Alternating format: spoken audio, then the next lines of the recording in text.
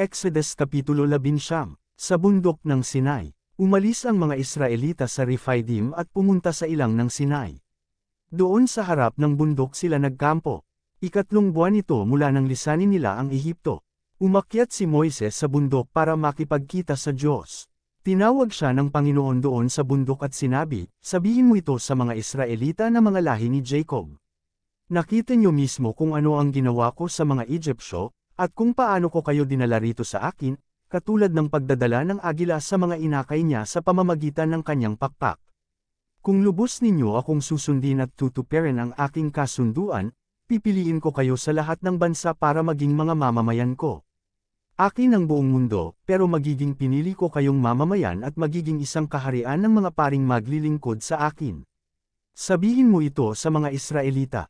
Kaya bumaba si Moises mula sa bundok at ipinatawag niya ang mga tagapamahala ng Israel at sinabi sa kanila ang sinabi ng Panginoon. At sabay-sabay na sumagot ang mga tao, "Susundin namin ang lahat ng sinabi ng Panginoon." At sinabi ni Moises sa Panginoon ang sagot ng mga tao. Sinabi ng Panginoon kay Moises, "Darating ako sa iyo sa pamamagitan ng makapal na ulap para marinig ng mga tao ang pakikipag-usap ko sa iyo, at nang lagi silang magtiwala sa iyo." At sinabi ni Moises sa Panginoon ang sagot ng mga tao. At sinabi sa kanya ng Panginoon, "Puntahan mo ang mga tao at sabihin sa kanilang linisin ang sarili nila ngayon at bukas. Kailangang labhan nila ang kanilang mga damit. Siguraduhing handa sila sa ikatlong araw, dahil sa araw na iyon, ako, ang Panginoon ay bababa sa bundok ng Sinai na kitang-kita ng mga tao. Maglagay ka ng tanda sa paligid ng bundok kung hanggang saan lamang tatayo ang mga tao. Sabihin mo sa kanila na huwag silang aakyat o lalapit sa bundok. Ang sinumang lalapit sa bundok ay papatayin, tao man o hayop.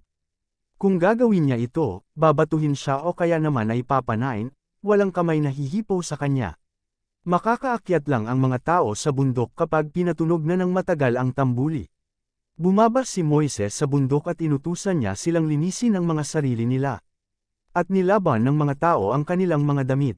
Sinabi ni Moises sa kanila, "Ihanda ninyo ang mga sarili ninyo para sa ikatlong araw, huwag muna kayong makipagtalik sa inyong asawa." Kinaumagahan ng ikatlong araw, kumulog at kumidlat, at may makapal na ulap na tumakip sa bundok at narinig ang malakas na tunog ng trompeta. Nang inig sa takot ang lahat ng tao sa kampo. Pagkatapos, dinala ni Moises sa labas ng kampo ang mga tao para makipagkita sa Diyos, at tumayo sila sa paanan ng bundok. Nabalot ng usok ang bundok ng Sinai dahil bumaba roon ang Panginoon sa anyo ng apoy. Pumaitaas ang usok kagaya ng usok na nanggaling sa hurno at nayanig ng malakas ang bundok, at lalo pang lumakas ang tunog ng trompeta.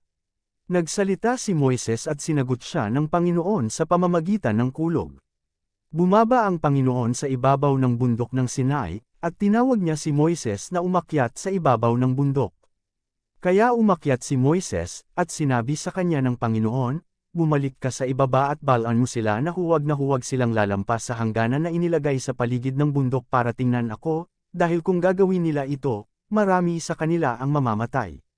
Kahit na ang mga pari na palaging lumalapit sa presensya ko ay kailangang maglinis ng kanilang mga sarili dahil kung hindi, parurusahan ko rin sila." Sinabi ni Moises sa Panginoon, "Paano po aakyat ang mga tao sa bundok gayong binigyan enyo na kami ng babala na ituring naming banal ang bundok, at sinabihan enyo kaming lagyan ng tanda ang paligid ng bundok kung hanggang saan lang kami tatayo?" Sinabi sa kanya ng Panginoon, "Bumaba ka at dalhin si Aaron dito.